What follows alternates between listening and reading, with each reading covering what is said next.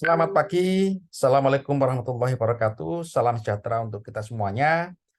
Mahasiswa Unsia yang saya banggakan dan yang saya yakin Anda semuanya betul dalam kondisi sehat walafiat, dan yang sakit saya doakan semoga lekas sembuh. Dalam bahasan kita kali ini, yakni tentang microprosesor, kelanjutan dari diskusi kita di LMS, maka akan saya jelaskan mengenai microprosesor. Ya. Saudara-saudara, microprosesor ini merupakan itu otak daripada cara kerja komputer. Jadi microprosesor ini merupakan bagian daripada itu CPU ya, sebagai sentral pusat pengaturan semua aktivitas komputer ya, yang kita namakan sebagai Central Processing Unit ya, atau CPU ya. Di dalam CPU ini ada dua aktivitas besar, yakni sebagai ALU, ELU kan, Arithmetic Logic Unit, ya kan, yang berfungsi untuk melakukan modifikasi data, ya, dengan cara melakukan eksekusi secara aritmetik atau logical operation, ya. Jadi ELU ini, ya kan, berfungsi sebagai pengolah bahasanya, ya, pengolah bahasa, ya kan, yang itu mengeksekusi data baik dalam secara aritmetik atau secara logical expression. Jadi kalau Anda buat satu program ya melalui program bahasa C atau Java ya kan, nah yang mengolah ini adalah ELU ya, Arithmetic Logic Unit ya.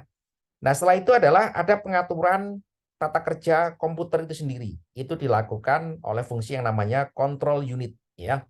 Jadi instruksi dari ELU ini ya itu diterjemahkan itu secara bahasa ya kan, menjadi bahasa mesin ya, ini control unitnya ya. Jadi microprosesor itu ya kan fungsi utama besarnya adalah di sini ya, di ELU dan control unit ya. Baik itu arithmetic logic unit ini adalah bisa operating system ya, bisa aplikasi-aplikasi, bisa bahasa pemrograman ya kan, sampai ke network, sampai ke jaringan, sampai ke server dan seterusnya ya. Dan yang mengatur device dalam komputer ini diatur oleh namanya control unit karena dia menerjemahkan perintahnya seperti itu ya. Kemudian saudara-saudara, prosesor itu adalah bisa kita katakan sebagai pengolah ya, pengolah data ya, pengolah data. Dan sekarang ini gitu kan, microprosesor itu direalisasikan dalam bentuk single chip ya, single chip yang berisi ya seperti yang pernah saya jelaskan di dalam pertemuan sebelumnya ya kan, dia berisi daripada ya kan jutaan daripada gerbang logika. Jutaan gerbang logika ini disusun oleh transistor. Transistor adalah komponen elektronik ya, secara mikro atau juga secara nano ya, yang itu mengkonfigurasi bentuk-bentuk atau gerbang logika ya. Nah, kumpulan gerbang logika inilah yang membentuk cara kerja daripada microprosesor ya. Seperti kita ketahui itu kan, microprosesor kita ini sudah berada pada generasi yang sangat canggih ya, dengan kemampuannya dalam melakukan proses ELU tadi itu ya, algoritma itu sebelumnya tadi ya, algoritma logic unit ya, seperti itu. Kemudian saudara-saudara, itu microprosesor ya itu di era sekarang ya kan, itu tidak hanya berfungsi sebagai PC atau personal komputer ya, atau personal gadget ya, tapi juga difungsikan sebagai server ya. Jadi microprosesor itu di era jaringan sekarang ini, di era networking yang luar biasa ini microprosesor ini juga difungsikan lebih tinggi lagi dari zaman dulu ya. Kalau zaman dulu microprosesor itu hanya difungsikan sebagai personal komputer ya. Tapi kalau sekarang kan microprosesor ini perannya kan macam-macam. Digunakan untuk server ya. Servernya itu jaringan ya. Yang server itu fungsinya macam-macam ya. Ada web server, ada mail server, ada data storage ya. Nah, lebih luas lagi ya, microprosesor sekarang digunakan sebagai pengolah grafis ya, pengolah grafis khusus ya. Jadi kalau kita lihat ya, komputer zaman sekarang ini ya ada yang dispesialisasikan sebagai pengolahan grafis. Itu juga lebih tinggi lagi karena kemampuan microprocessor itu harus bisa mengolah data-data image secara 2 dimensi, 3 dimensi dan seterusnya ya. Kemudian microprocessor itu juga difungsikan ya kan sebagai personal gadget ya. Semua HP-HP kita ini gitu kan pasti ada yang namanya microprocessor ya. Bahkan juga sampai di level yang paling rendah ya kan untuk IoT kan microprocessor ini difungsikan sebagai digitalisasi dan komunikasi ya kan object to mesin atau to networks ya seperti itu ya. Nah, saudara-saudara ya kan microprocessor ini memiliki peran sentral ya.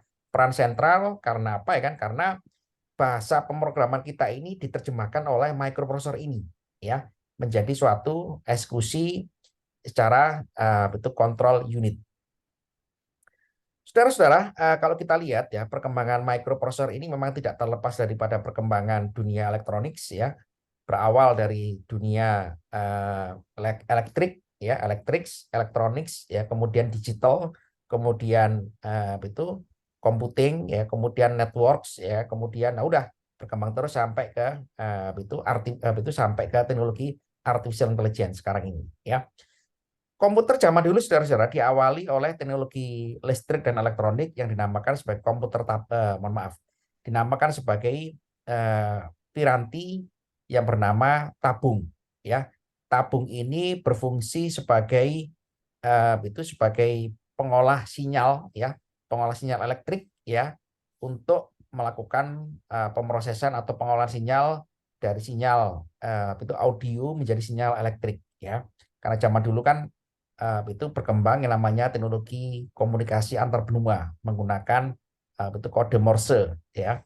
Kode Morse itu ditransmit menggunakan teknologi tabung ini ya. Tabung bila juga bisa melalui frekuensi radio AM ya, boleh menggunakan telegram via laut ya, seperti itu. Saudara-saudara, kemudian setelah teknologi tabung itu memang itu kalau Anda punya buyut ya yang punya radio zaman dulu ya, radio zaman dulu itu sangat besar sekali, itu berisi komponen elektronik tabung ya, tabung transistor itu ya akhirnya dianggap tidak efisien karena sangat boros energi listrik ya, dan juga memakan space yang sangat besar. Maka seiring dikembangkannya teknologi nano ya, teknologi material, ditemukanlah material yang namanya material semikonduktor ya. Material semikonduktor ini adalah teknologi material yang ditemukan oleh orang-orang fisika ya di bidang material, mengenai potensinya dia digunakan sebagai switch atau saklar secara elektronik. Sehingga apa? Sehingga transistor tabung tadi itu digantikan oleh transistor tabung digantikan oleh transistor secara elektronik. Nah, sehingga apa keuntungannya? Keuntungannya lebih kecil dari tabung yang besar-besar ukurannya ya kan, di atas hampir di atas 10 cm ya kan, atau juga masih senti ya, itu bisa diperkecil menjadi ukuran mikro ya, atau atau di bawah 1 cm. Transistor ini secara elektronik ini gitu ya, itu sangat efisien karena dia membutuhkan energi listrik yang sangat rendah, hanya membutuhkan catu daya DC yang sangat kecil, sehingga transistor ini penemunya ya kan 3 orang ini ya, William Shockley, John Bardeen ya, dan Pak Brettin ya, itu dari Labs Bell ya, dari Bell Labs ya di Amerika sana kan, memperoleh Nobel Prize ya karena berhasil menemukan transistor. Nah, transistor inilah ya kan fundamental daripada penemuan microprosesor dan komponen-komponen elektronik yang lainnya ya, sampai ke memori dan seterusnya. Jadi 3 orang ini sangat fundamental karena betul menemukan suatu device yang sangat penting bagi perkembangan teknologi digital ya kan, maka diberikan betul Nobel ya. Saudara-saudara, transistor ya, transistor itu bisa diperkecil ya, bisa diperkecil dengan teknologi bermacam-macam. Di situ ada teknologi itu teknologi thin film ya, ada teknologi itu nano ya, ada teknologi itu ada teknologi material yang sangat kompleks ya untuk mendesain ya kan device elektronik dalam skala sangat kecil sekali. Nah, komputer ini, saudara-saudara, sebelum kita bicara komputer ya, yang didukung oleh teknologi digital, kita bahas dulu yang namanya perkembangan tadi ya, dari tabung, kemudian dari transistor, berkembang lagi menjadi IC, Integrated Circuit, ya. Integrated Circuit ini kan berhasil melakukan miniaturisasi ya rangkaian elektronik itu transistor ya, dikumpulkan menjadi satu, lebih kecil lagi, lebih compact ya, terminiaturisasi menjadi integrated circuits ya. IC ini ya itu juga ditemukan oleh orang-orang yang bergerak di bidang semiconductor ya. Dia berpikiran ya kan bahwa kumpulan rangkaian elektronik ini kan yang terdiri dari transistor dan rangkaian-rangkaian pendukungnya kan itu bisa kita jadikan satu menjadi lebih kecil lagi. Nah, IC inilah ya cikal bakal microprosesor ya.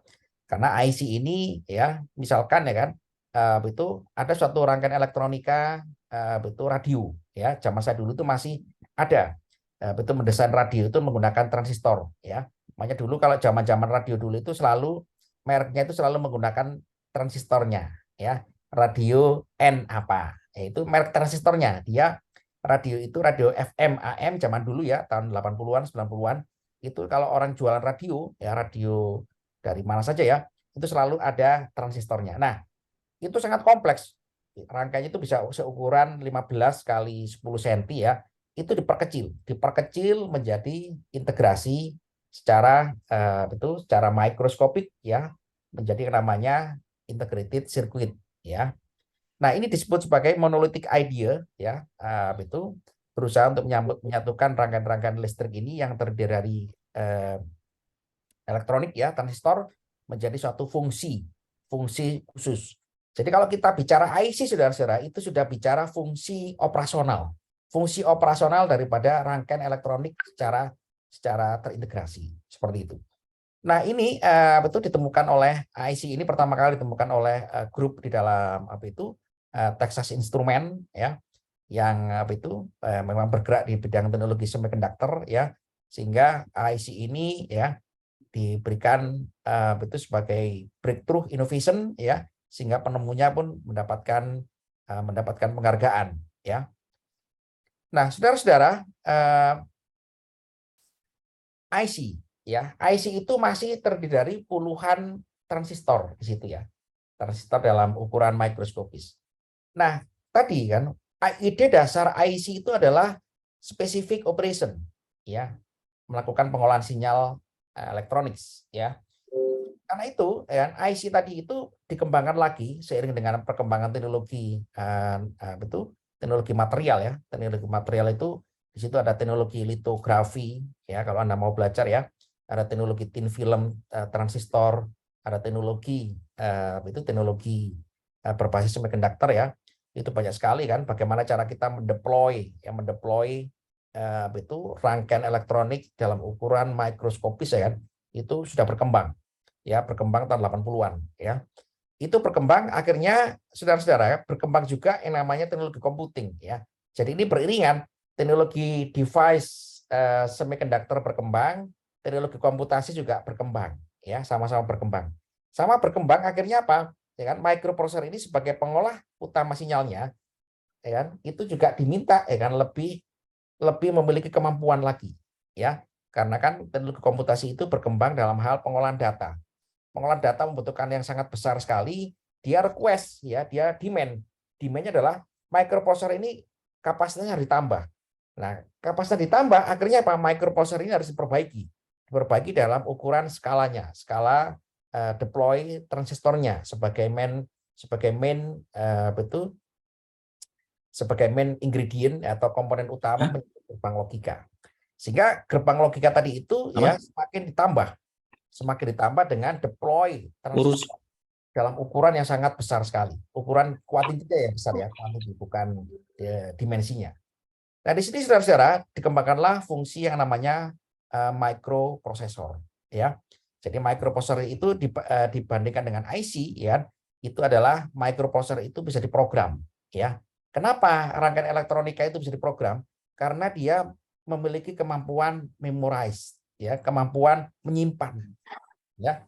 Jadi bedanya IC dengan microprocessor itu adalah dia sama-sama rangkaian elektronik yang didesain secara mikroskopik, ya. Bedanya adalah fungsinya, ya.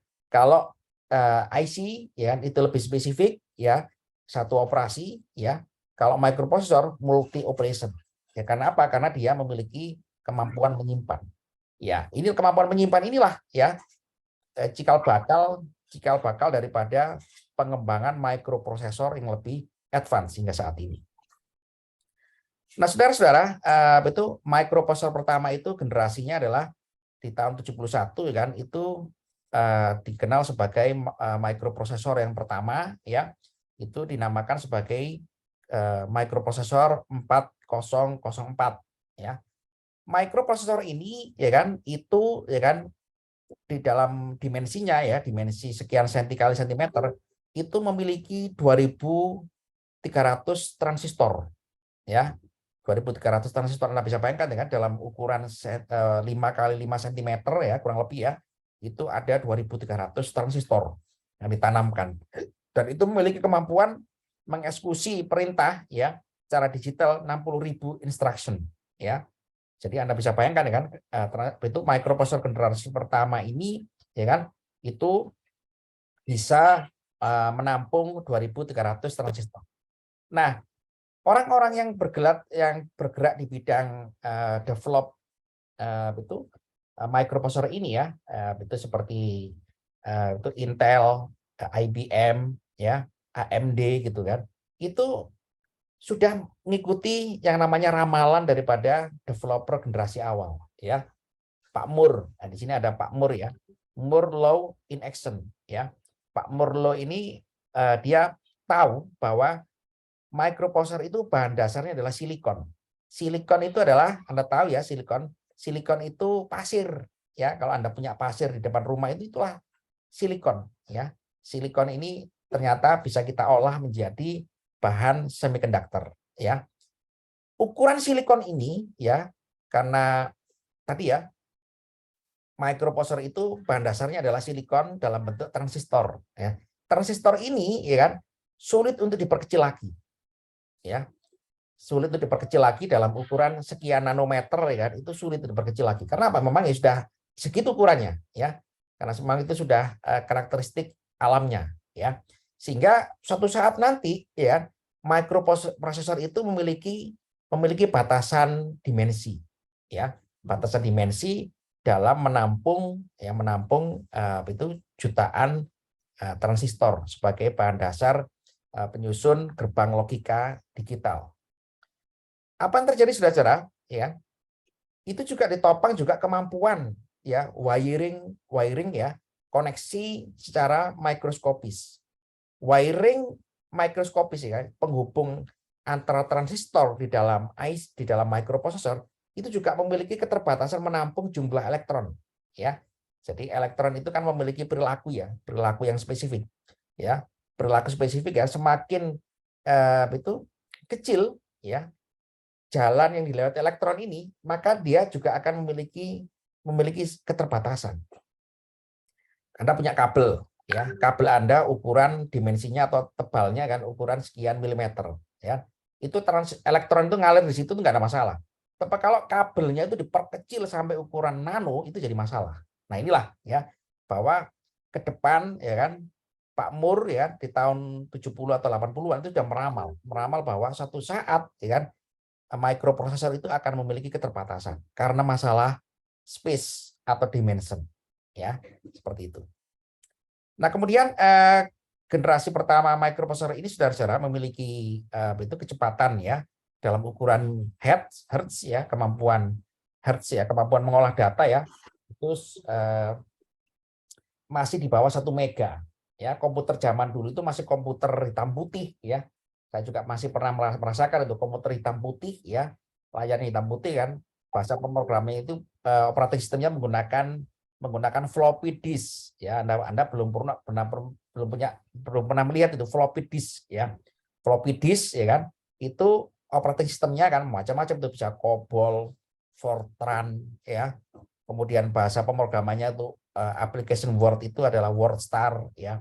Itu sehingga zaman itu karena grafis dan pengolahan data itu kapasitasnya masih kecil ya kan, masih bisa di-tackling oleh komputer zaman itu ya, yang memiliki kemampuan prosesor di bawah 1 MHz ya.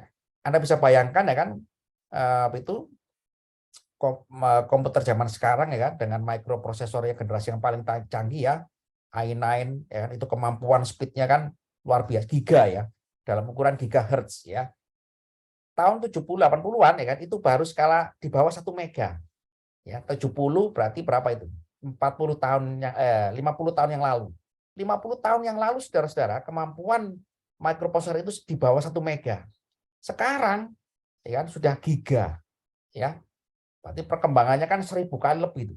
1000 kali lebih ya zaman awal microprosesor itu diciptakan ya. Dan itu kemampuannya pun juga sangat ini ya, sangat kecil ya kemampuannya kan, kemampuan mengolah datanya ya zaman dulu kan. Kalau sekarang kan sudah fantastis ya. Sudah fantastis ya, sudah bisa ngolah grafis, ngolah operating system ya, ngolah bahasa pemrograman, aplikasi multi layers ya kan, jaringan. Waduh nggak karu-karuan ya zaman sekarang. Jadi generasi awal dulu kan microprosesor itu ternyata di bawah 1 MHz ya. Anda bisa bayangkan dengan saya dulu pakai itu nunggu lama dulu kan. Nunggu booting startup ya, masukkan pemrograman itu very very slow ya, very slow but sure ya, tapi pasti seperti itu. Kalau sekarang gimana? Sangat cepat dan pasti ya, seperti itu. Kemudian nah ini saya juga pernah merasakan ya, itu microprosesor generasi kedua ya kan, generasi 8008 ya.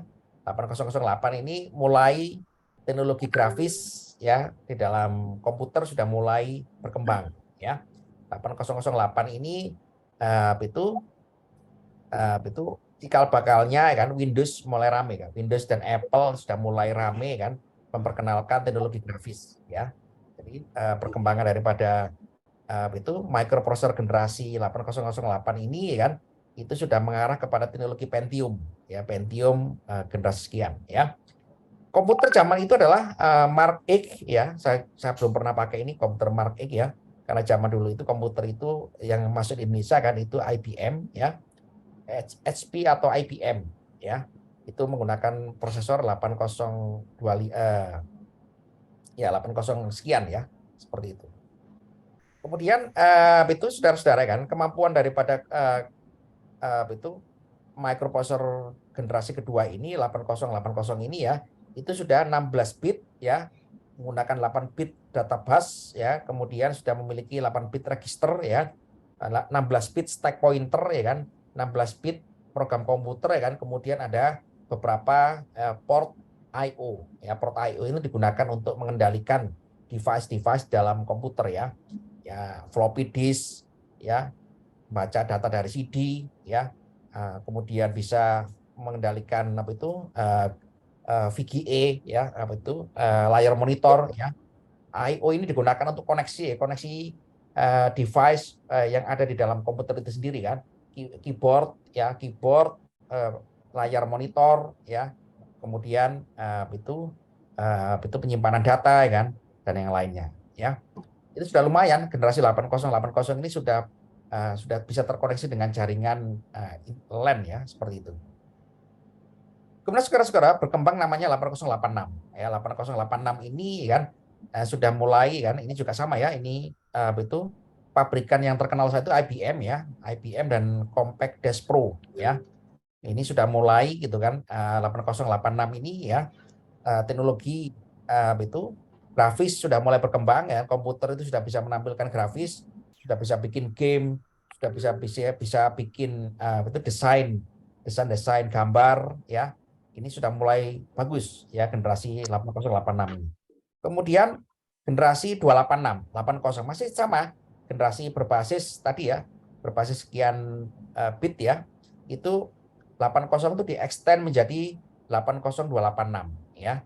Ini cikal bakal daripada Windows masuk ya. Karena nanti ada itu 486 DX 86 DX1 atau DX2 ya. Nah, ini sudah mulai berkembang. Nah, ini berkembang di akhir 80-an ya, menjelang 90-an ya. Karena era itu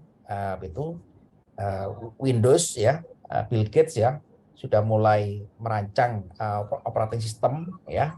Kalau Anda pernah lihat film Silicon Valley ya, coba Anda lihat ya film Silicon Valley itu bagus ya, sejarah perkembangan antara Apple dengan Windows ya. Nanti di situ Anda bisa mendapatkan insight-nya gitu kan. Kenapa Windows itu lebih diterima banyak orang ya di seluruh dunia daripada Apple ya. Kalau kita lihat kan seperti itu ya.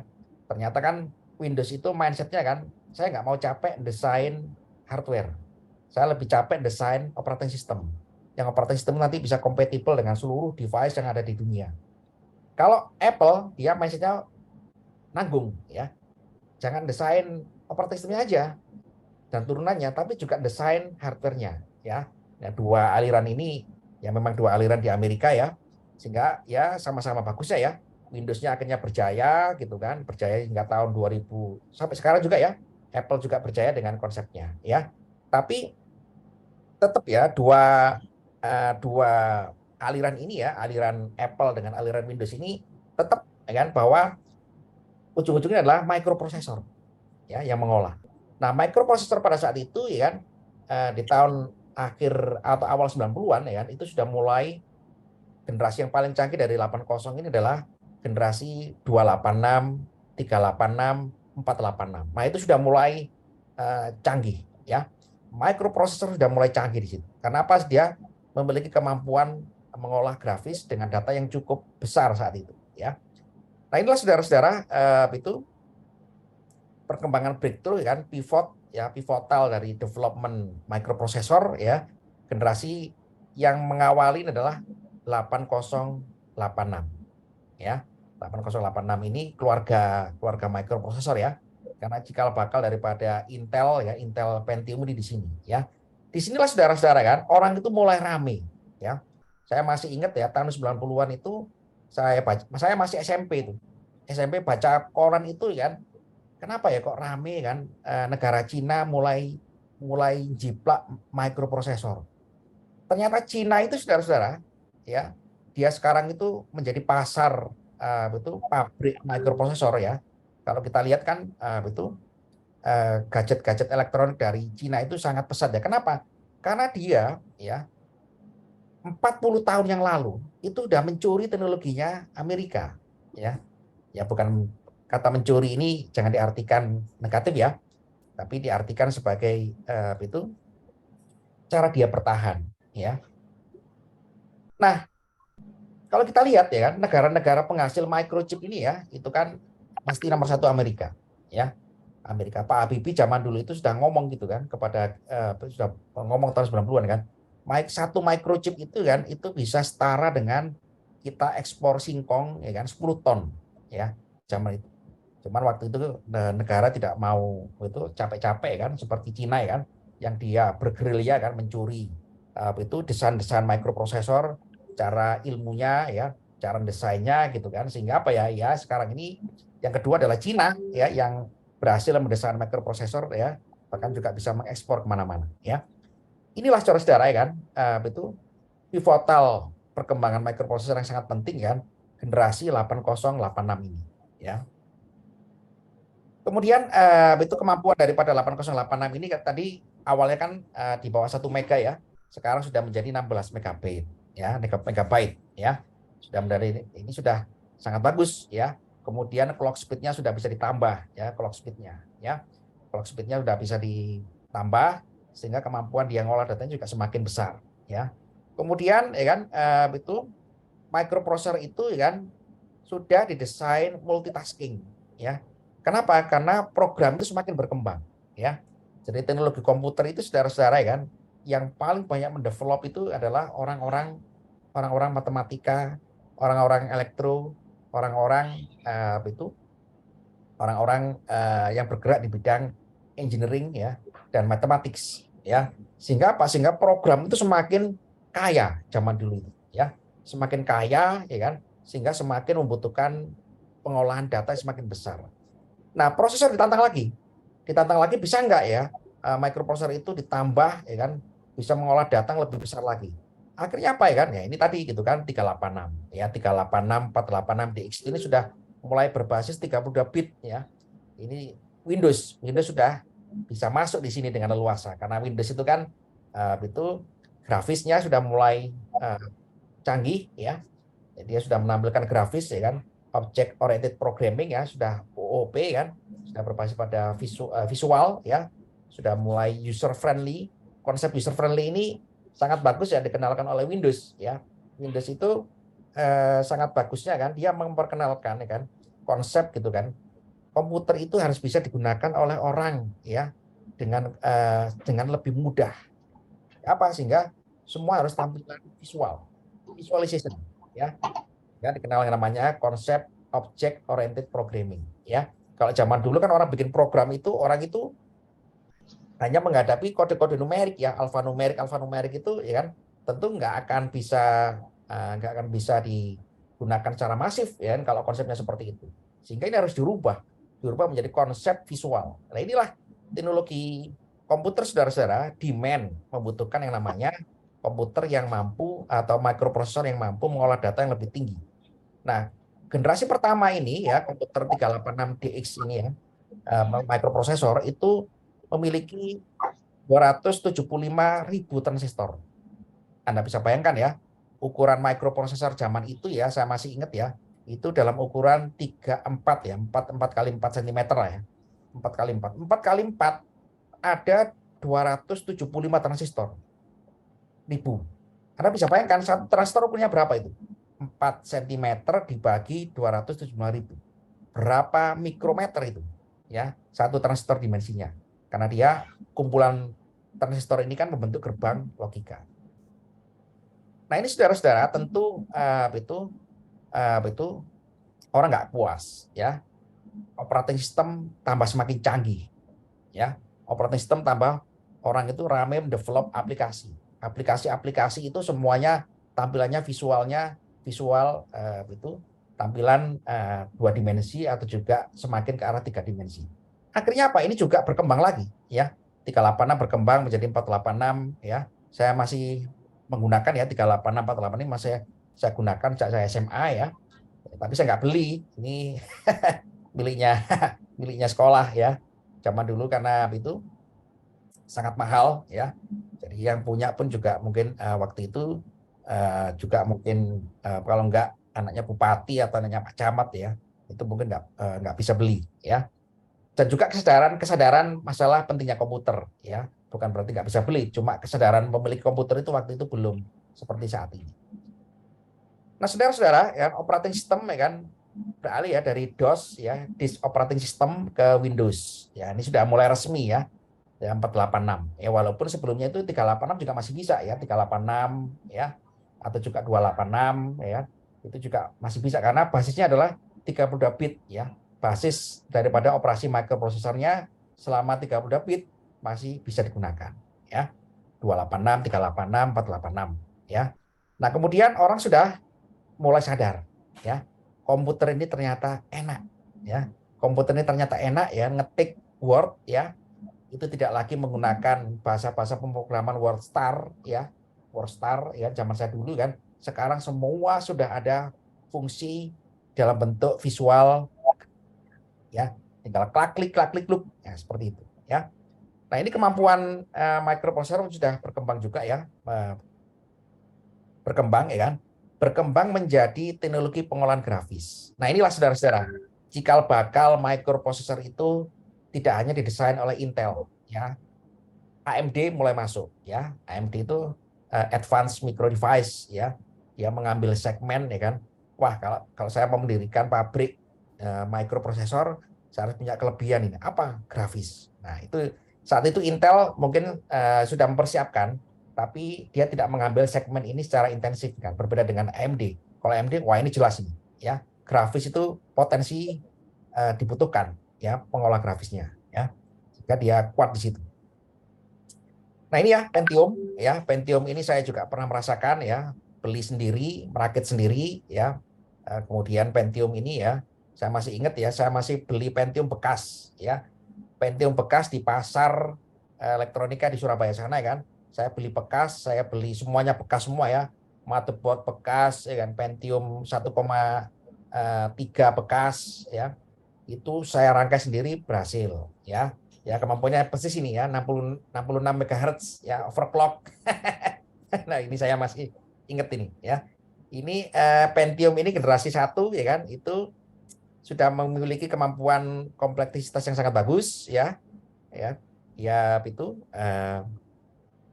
bisa digunakan untuk 64 bit ya data busnya kan, ya, walaupun Windows-nya saat itu masih 32 bit ya. Nah, itu ini sudah mulai ramai ya, orang menggunakan microprocessor sudah sangat ramai sekali ya, teknologi Pentium. Pentium itu apa sih dasarnya? Pentium ini adalah itu silikon, bahan dasar daripada transistor yang digunakan untuk develop ya microprocessor itu sudah semakin bagus ya, sudah mulai masuk teknologi nano ya, nano betul, nano skillnya sudah dapat ya, kemudian nanoteknologinya kan untuk meningkatkan kualitas transport elektron di dalam itu bahan transistor ini juga semakin bagus, sudah performanya semakin bagus ya. Kenapa sih orang itu harus mengamati transport elektron di dalam itu device microprocessor, saudara? Ada yang bisa bantu saya? Silakan. Kenapa kok penting elektron ini perhatikan?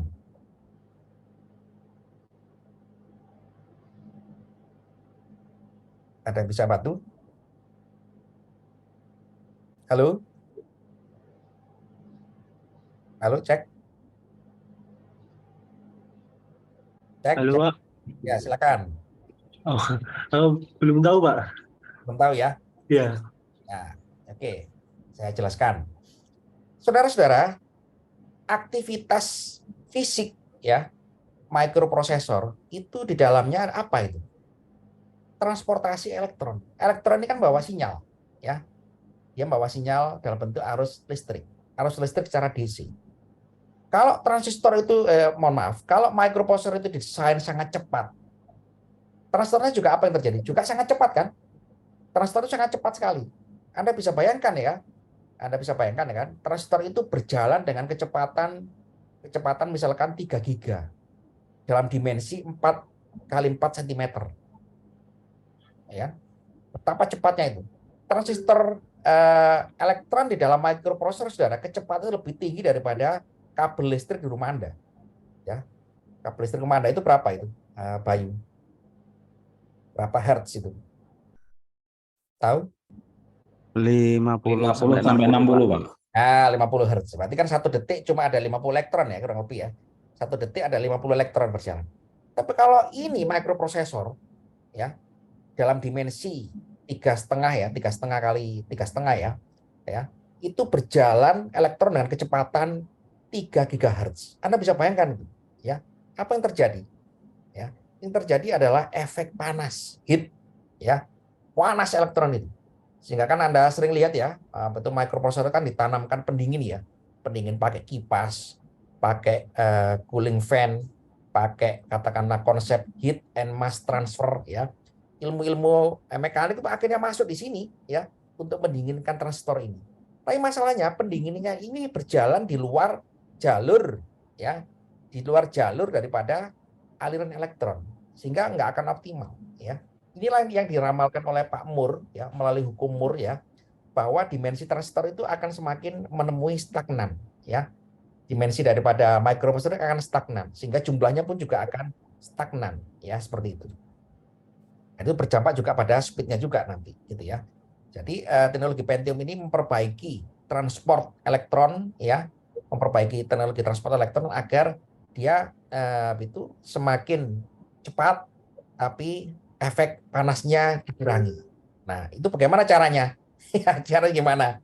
Ya, caranya ya Anda harus belajar teknologi nano ya. Nggak cukup dengan teknologi dari itu informatika ya. Atau ilmu material itu sangat bagus. Jadi saudara-saudara kan, Pentium ini berhasil mendeploy ya, menanamkan hampir 5 juta ya, 5 juta transistor ya. Siapa yang pernah buka microprocessor itu laptopnya atau PC-nya? Berapa ukuran microprocessor Anda itu? Berapa kali berapa sentimeter? Sekitar 3 atau enggak 2 cm. Ya, 4. 3 kali 3 lah misalkan ya. 3 kali 3 9. 9 cm persegi dibagi 5,5 juta. Ketemu berapa satu transistor itu? Hmm, Coba dihitung. Mas Bambang Marwoto. Berapa itu? 9 dibagi 5 lah misalkan. Ketemu berapa? Berapa ukurannya? 9 dibagi 5 juta. 5 juta. Ya, 9 bagi 5. 9 bagi 5 kan 1, sekian ya. 1,8 Eh, ya. 1,8 1,8. kali 10 pangkat minus 6. Ya kan? Meter persegi. Betul Iya, nggak? Pak. Iya, Pak. Berarti berapa itu? 1,6 mikro. Satu transistor di dalam teknologi Pentium ini ya, itu memiliki ukuran 1,6 mikro. Ya, 1,6 mikro itu gimana gambarannya? 1,6 mikro itu rambutnya Anda ya, rambut kita ya, rambut kita itu dibelah 1000 kali. Rambut Anda itu dibelah 1000 kali lah, itulah ketemu 1,6 sekian mikro. Ya, jadi sangat kecil. Artinya apa? Elektron mengalir di situ sangat kecil juga ya, elektron itu ya di situ. Nah inilah saudara-saudara ya kan, di dalam teknologi itu microprocessor ini kan, ini berkembang namanya itu tetap ya kemampuannya ditambah, kemampuan speednya ditambah, juga ada kemampuan memorinya ditambah ya sehingga dia dikenal yang namanya L2 case ya atau spirit case memory ya, memorinya ditambah memorinya ya. Kemudian saudara-saudara Pentium generasi kedua ya, Pentium generasi kedua ini kan saya juga pernah merasakan beli ya, itu Pentium seri 2 ya, Pentium seri 2 ini kemampuannya sudah di atas 200 MHz ya. Ini saya masih beli dulu waktu saya kuliah ya, beli ya. Saya bikin proyek ya, saya dapat untung ya. Sama juga ya. Dapat untung itu kita nggak mampu beli semuanya kan, beli microprosesornya dulu, beli motherboardnya, beli memorinya ya. Yang lain ya kan, yang lain apa ya? Yang lain itu kita beli loakan semua, monitornya loakan, nyuri dari laboratorium. Kemudian keyboardnya ya adalah keyboardnya pinjam teman-teman. Akhirnya kita bisa merangkai yang namanya komputer teknologi Pentium 2 ya. Untuk tugas akhir saya waktu itu. Ini juga sama ya, itu teknologi Pentium 2 ini ya, saya masih ingat ya rilis di tahun 97 ya, 98 zaman demo ya. Setelah demo agak reda kan, saya mulai itu menggeluti dunia komputer ya. Itu saya itu alhamdulillah ya bisalah ya mendapatkan rezeki untuk beli sendiri ya. Nah ini lumayan ya, Pentium 2 ini saya masih ingat ya, itu setiap kali saya pakai, saya lepas ya, saya merasakan panasnya. Oh, panas ini ya, gitu kan. Saya merasakan panas itu saya mikir ya kan, kenapa ya? Oh, ternyata ya kan 7 juta transistor ada di sini ya.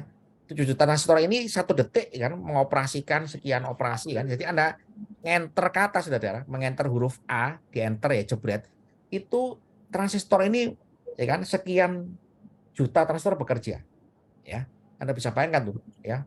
Itu elektron yang mengalir di situ ya, sangat panas sekali ya. Kemampuan dia mengolah data-data multimedia sudah mulai bagus ya. Karena Pentium 2 ini sudah mulai aware ya, dia sudah mulai harus bisa mengolah data-data multimedia, video, audio, grafis ya. Grafis yang semakin kompleks ya, itu di sini. Nah, ini AMD udah masuk ya. AMD saya itu masih ingat ya, saya dapat rezeki lagi kan, beli namanya AMD Triathlon zaman itu, saingan daripada Pentium 2. Memang bagus ya. AMD Triathlon ini digunakan untuk ngegame zaman saya dulu ya. Zaman saya dulu itu ya seperti Anda juga ya. Ya ngegame lah apalah gitu ya, sampai sampai subuh gitu ya. Game ya, tentu kita harus bikin komputer yang kemampuannya fantastis ya. Saya beli gitu kan AMD ya, AMD Triathlon zaman itu. Kemampuannya 300 MHz ya. Punya komputer zaman itu udah kayak kayak orang hebat ya, yang namanya juga anak muda ya. Punya komputer yang paling canggih saat itu ya. Oh, memori gitu kan, memori saya belikan yang paling bagus ya. Ya. Apa itu casingnya juga saya desain bagus ya, saya modifikasi pendinginannya gitu kan, pendinginannya optimal ya, sehingga komputer itu kan dipakai 1 bulan itu nggak jebol ya. Ya jebol-jebolnya itu gara-gara apa? Gara-gara listrik mati baru jebol itu. Kalau listrik mati kan pendinginannya nggak jalan, jebol gitu. Nah, itu juga sama Celeron ya. Celeron ini saya juga masih ingat, saya juga pernah pakai juga ya. Celeron ini itu ibaratnya anak keduanya dari Intel ya, Celeron ini ya. Dia memiliki lower clock speeds ya. Lumayan ya. Celeron ini ya sebagai itu anak kedua dari Intel ya. Kemudian Pentium 3 ya. Pentium 3 ini sudah 9 juta transistor ya. 0,25 mikro ya. Satu transistor ini ukurannya 0,25 mikro. Kalau tadi kan yang dihitung sama teman Anda masih 1,8 mikro ya, hampir 2 mikro kan. Sekarang menjadi lebih kecil lagi, 0,25 mikro. Nah, ini saudara-saudara, ini juga berdampak ya, berdampak kepada transport elektron di situ ya. Berdampak karena berbahaya. Kalau ibaratnya gini ya, elektron itu ukurannya berapa? Anda yang tahu ukuran elektron itu? Ya, Anda kan tahu pasti ya. Karena Anda kurang baca sedikit.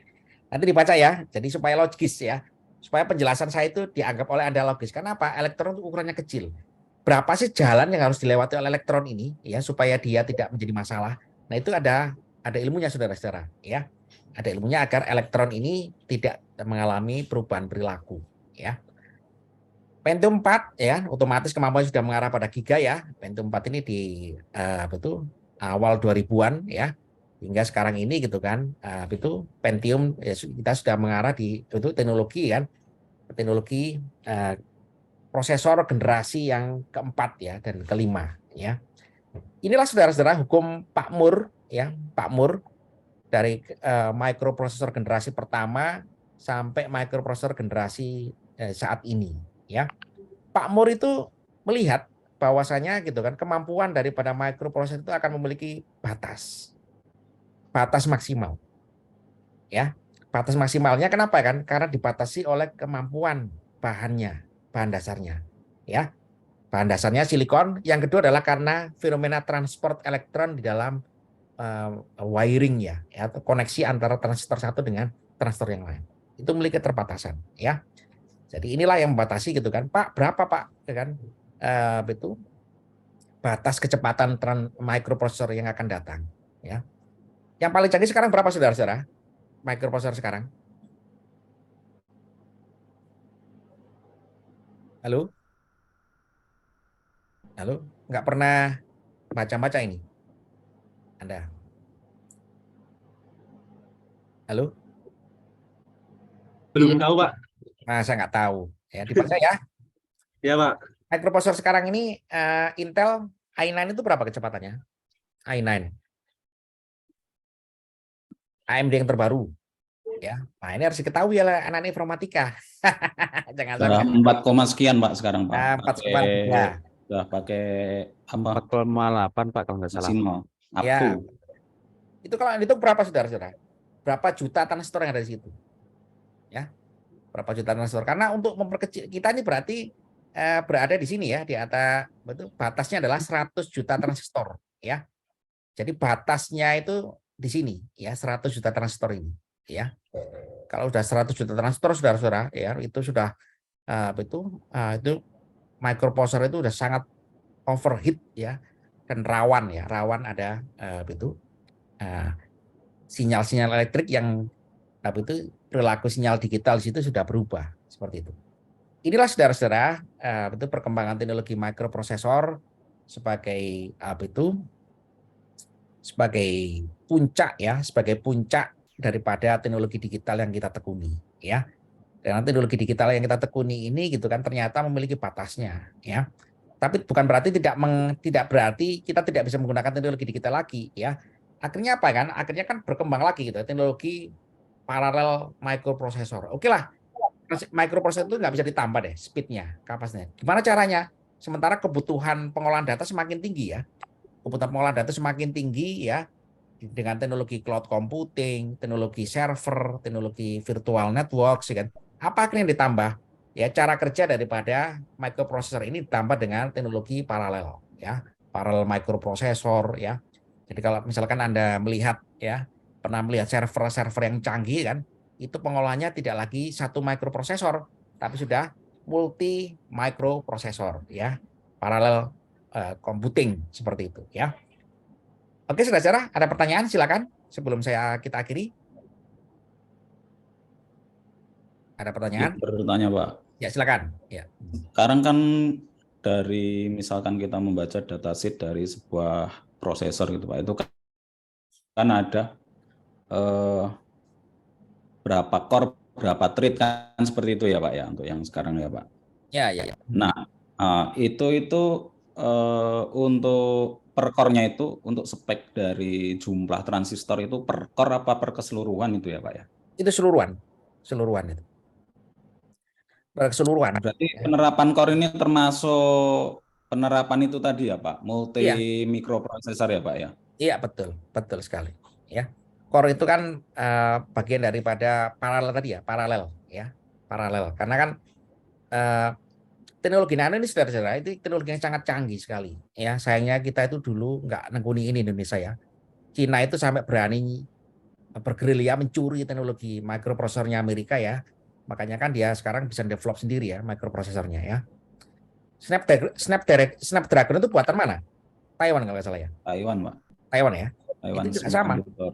Snapdragon itu kan. Itu juga sama ya. Itu kan breakthrough ya. Karena itu juga orang pinter itu ya. Microprocessor ini untuk komputer. Tapi kalau berkembang teknologi mobile communication ya kan, itu kan harus didesain sendiri. Itulah Snapdragon itu punya segmentasi di situ ya. Dia nggak mau bersaing dengan Intel, AMD ya, pasti kalah ya. Maka dia mengembangkan konsep ya kan untuk mobile communication ya. Snapdragon itu ya. Nah, jadi memang teknologi microprocessor ini saudara-saudara teknologi yang saya katakan sangat canggih karena dia menggunakan teknologi nano ya. Walaupun dasarnya bahannya kita punya pasir. Siapa nggak punya pasir di Indonesia ini ya? Cuma pasir itu diolah kan di situ. Bahan semiconductor itu apa sih? Ya silikon, germanium ya. Bahan-bahan ini ya, germanium, silikon ini kita semuanya punya di Indonesia. Hanya bedanya kita belum mampu ngolahnya jadi teknologi canggih ya. Gitu. Bagus pertanyaan itu Mas Bayu ya. Ya Pak. Saya mau menambahkan Pak sama Ya silakan, pertanyaannya silakan. Pak. Bagus ya. Nah ini kan kalau tadi saya lihat di Moore's Law itu berapa maksimalnya 100 juta transistor ya Pak ya? Ya, ya. 100 miliar tadi ya? Eh, Ini 100 miliar, 100 juta ya Pak ya? 100 juta. Ini kan ya saya ya. Sar- Ya. Ya 100 juta. Tapi kalau saya lihat datasheet untuk chip M2 dari Apple yang sekarang, dia ada 20 billion, ada 20 miliar transistor.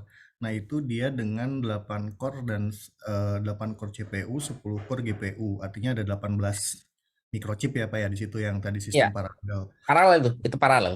Mm-mm. Kalau itu sudah paralel, Apakah tidak kalau mengurangi, tidak kalau tetap kita, mengikuti hukum Moore ini. Betul. ya kalau kita bagi 20 miliar dengan 18 berarti rata-rata satu core microchipnya lebih dari 1 miliar transistor Pak. Apa itu udah mematahkan hukum Moore's atau gimana Pak? Iya, ya, ya. Sebetulnya itu hukum Moore ini kan mengacu kepada ini ya, ukuran molekul silikon. Nah, coba di browsing Anda. Satu molekul silikon ini untuk membentuk satu transistor itu berapa? Nah, kan nanti ketahuan di situ. Jadi acuan Pak Moore ini ya, acuan Pak Moore ini menemukan titik stagnasi ya pada sekian ratus juta transistor itu karena ukuran silikonnya sendiri, ukuran molekul ya, ukuran molekul. Jadi itu menjadi acuannya. Intinya segini, penjelasan Anda itu tambahan Anda bagus. Kalau di situ artinya apa? Yang perlu dimodifikasi itu adalah kalau kita tahu batasnya, batas jumlah transistor di situ dalam 1 cm, berarti kan kemampuan transistor itu boleh ditumpuk ya. Boleh tumpuk-tumpuk kan, menjadi core-core, menjadi sekian core tadi ya menurut Anda. Nah, core-nya itulah yang menambah kapasitas jumlah transistornya tadi situ. Tapi tetap dia memperhatikan yang namanya dimensi maksimal satu transistor berdasarkan ukuran maksimal molekul silikonnya. Gitu, Mas ya.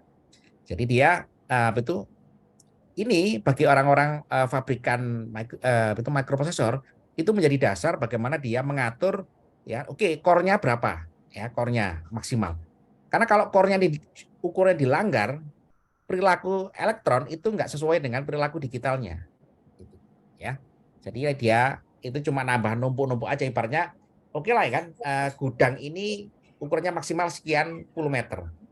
Ya. Tapi kalau gudang ini kita tumpuk lagi ke atas kan boleh. ya, gitu kan? Betul nggak? Jadi kemampuan penyimpan datanya kan semakin tinggi, gitu ya. Halo? Iya Siapa Pak. tadi? Ya, gitu ya. Jadi itu adalah betul teknik ya meningkatkan kapasitas mikroprosesor dengan cara ya kan merubah modifikasi daripada penambahan bukan lagi menambah ke samping tapi menambah ke atas. Nah, kita tumpuk aja lah mikroprosesornya. Jadi ibaratnya itu ya numpuk mikroprosesor ya dalam satu chips ya. Nah.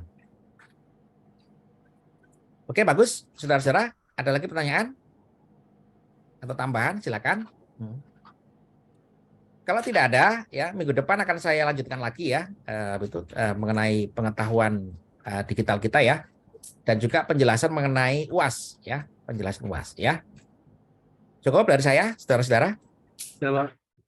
Oke, cukup ya. Kalau nanti ini Ya, saya Pak. buka di YouTube ya, minggu depan kita ketemu lagi ya. Saya Ya, mohon Pak. maaf, saudara-saudara. Baik, Pak. Makasih, Pak. Saya bisanya hari Sabtu atau Minggu untuk Vicon, karena Senin sampai Jumat itu saya ngurusi unsia ya, ngurusi banyak hal ya. Jadi nggak apa-apa ya, saya Vicon hari Sabtu atau Minggu ya. Barangkali ada yang Iya, terganggu. Pak. Pak. Enak hari Minggu, Siap, Pak. Pak. Kita juga Oke, ya kalau yang nggak bisa nanti nggak Libur, apa-apa. Pak. Saya Masih juga aman, Pak. aman ya. Ya. aman, Oke, Pak. semangat ya. Nanti kita persiapan UAS ya minggu depan ya. Siap, Pak. Siap. Pak, Oke, terima terima kasih, kasih Pak. saudara-saudara. Baik, Ya, Pak. Terima kasih, Pak. ya, mantap. Makasih ya. Assalamualaikum warahmatullahi wabarakatuh. Selamat siang. Ya. Waalaikumsalam warahmatullahi wabarakatuh. Waalaikumsalam warahmatullahi wabarakatuh.